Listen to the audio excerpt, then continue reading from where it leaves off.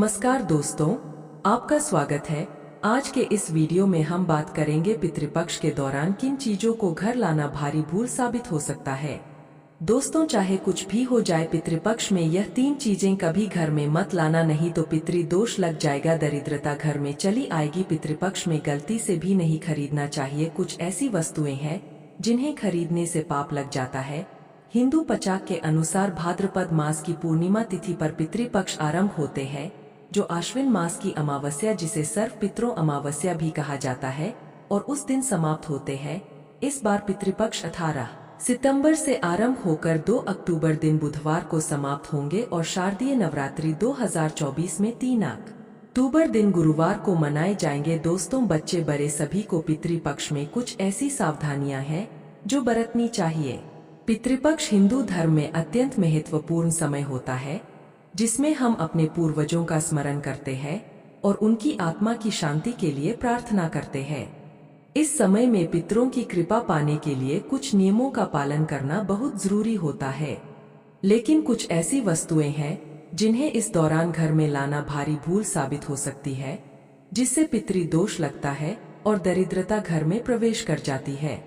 आइए जानते हैं वो कौन कौन सी चीजें हैं जिन्हें पितृपक्ष में घर नहीं लाना चाहिए। सबसे पहले ये जानना जरूरी है कि पितृपक्ष का क्या महत्व है। पितृपक्ष को श्राद्ध पक्ष भी कहा जाता है। यह 16 दिनों का वह समय होता है जब हमारे पूर्वज हमें आशीर्वाद देने के लिए पृथ्वी लोक में आते हैं। इस समय हम अपने पितरों को तर्पण, पिंडदान और श्राद्ध कर्म करके उनकी आत्मा की शांति के लिए प्रार्थना करते हैं। हिंदू धर्म में यह माना जाता है कि पितृपक्ष के दौरान किए गए श्राद्ध कर्म से पितृ तृप्त होते हैं और वे अपनी संतानों को आशीर्वाद देकर जाते हैं।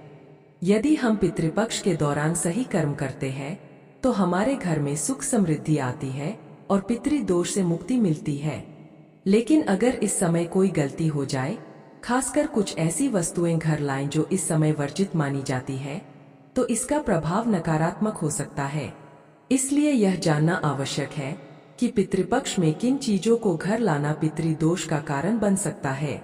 पितृपक्ष के दौरान नए कपड़े खरीदना और उन्हें घर लाना अशुभ माना जाता है।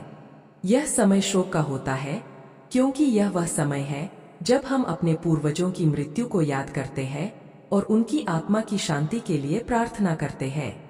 नए कपड़े आमतौर पर खुशी और नए प्रारंभ का प्रतीक होते हैं, जो इस समय के लिए उपयुक्त नहीं माने जाते। अगर आप पितृपक्ष में नए कपड़े खरीदते हैं तो इसे पितरों के प्रति असम्मान माना जा सकता है। यह भी कहा जाता है कि इस समय में नए कपड़े लाने से घर में दरिद्रता आ सकती है। ऐसा इसलिए क्योंकि पितृपक्ष का समय त्याग और ध्यान का समय होता है, न कि भौतिक वस्त्रों और ऐश्वर्य का। अगर आप इस समय में नए कपड़े लाते हैं तो पितृदोष का खतरा बढ़ सकता है और इसका परिणाम आपके जीवन में धन और समृद्धि की कमी के रूप में हो सकता है। इसलिए यह सलाह दी जाती है कि पितृपक्ष के दौरान नए कपड़ों की खरीदारी से बचें। चमड़े की वस्तुएं, चाहे वो बेल्ट हो, जूते हो या कोई और सामान, पितृपक्ष के दौरान घर लाना वर्जित माना जाता है। ऐसा इसलिए है क्योंकि चमड़ा एक मृत जानवर की खाल से बना होता है और पितृपक्ष के दौरान किसी भी प्रकार की हिंसा या मृत्यु से जुड़ी वस्तुओं को घर लाना अशुभ माना जाता है। इस समय में हम पितरों की आत्मा की शांति के लिए प्रार्थना कर रहे होते हैं और ऐसी वस्तुएं घर में लाना जो मृत्यु से जुड़ी हो, पितरों को अप्रसन्न कर सकता है। चमड़े से बनी वस्तुओं को लाना एक प्रकार से पितृपक्ष के मूल भाव का अपमान माना जाता है। चमड़ा हिंसा और मृत्यु से जुड़ा होता है और यह समय शांति और तर्पण का होता है। इसलिए इस दौरान चमड़े से बनी कोई भी वस्तु, चाहे वह कितनी ही जरूरत की क्यों न हो, घर में नहीं लानी चाहिए। यह माना जाता है कि इससे पितृदोष लगता है और जीवन में दरिद्रता और परेशानियों का सामना करना पड़ सकता है। पितृपक्ष के दौरान लोहे या लोहे से बनी वस्तुएं खरीदना और घर में लाना भी अशुभ माना जाता है। लोहे का संबंध मंगल ग्रह से होता है और यह ग्रह क्रूरता, युद्ध और हिंसा का प्रतीक माना जाता है। पितृपक्ष में शांति और ध्यान का महत्व होता है, इसलिए लोहे जैसी कठोर और हिंसात्मक ऊर्जा वाली चीजें घर में नहीं लानी चाहिए। अगर इस समय आप लोहे से बनी वस्तुएं घर लाते हैं तो इसका प्रभाव आपकी घरेलू शांति और समृद्धि पर पड़ सकता है। यह माना जाता है कि लोहे की वस्तुएं पितृदोष को बढ़ा सकती है और इससे घर में कलह और दरिद्रता आ सकती है। इसलिए यह बहुत जरूरी है कि पितृपक्ष के दौरान लोहे से बनी वस्तुएं न खरीदें और न ही उन्हें घर लाएं। अब हम बात करेंगे पितृदोष के बारे में। जब हम पितरों का उचित आदर सत्कार नहीं करते, श्राद्ध नहीं करते या पितृपक्ष के नियमों का उल्लंघन करते हैं तो पितृदोष लगता है। पितृदोष का मतलब है कि हमारे पितर हमसे नाराज हो गए हैं और इसका असर हमारे जीवन पर पड़ता है। पितृदोष होने पर व्यक्ति को कई प्रकार की समस्याओं का सामना करना पड़ सकता है, जैसे घर में लगातार आर्थिक समस्याएं, परिवार में असंतोष और कलह, संतान सुख में बाधा, स्वास्थ्य समस्याएं और मानसिक तनाव। इसलिए यह अत्यंत महत्वपूर्ण है कि हम पितृपक्ष के दौरान सभी नियमों का पालन करें और पितरों को प्रसन्न करने के लिए सही कर्म करें।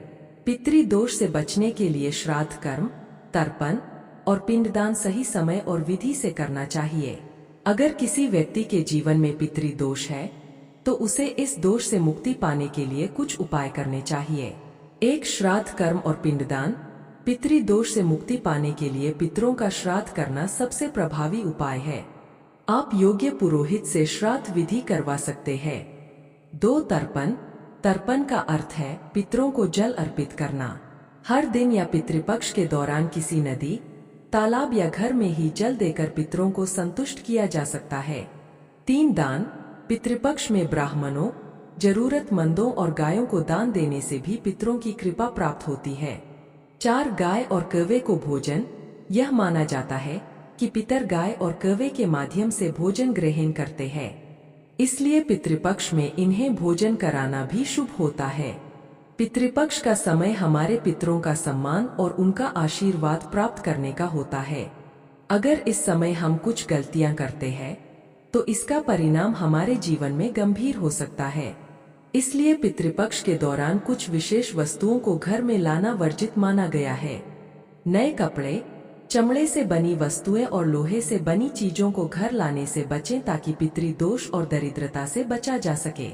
हमारे पितर हमें हमेशा सही मार्ग पर चलने और जीवन में सुख समृद्धि पाने का आशीर्वाद देते हैं। अगर हम सही समय पर सही कर्म करेंगे तो उनका आशीर्वाद हमें हमेशा मिलेगा और पितृदोष से हमारा जीवन मुक्त रहेगा।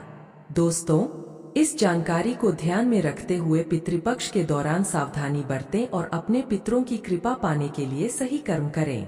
अगर आपको यह वीडियो पसंद आया हो तो इसे लाइक करें, अपने दोस्तों और परिवार के साथ शेयर करें और चैनल को सब्सक्राइब करें ताकि आप आने वाले महत्वपूर्ण वीडियो से जुड़े रहें।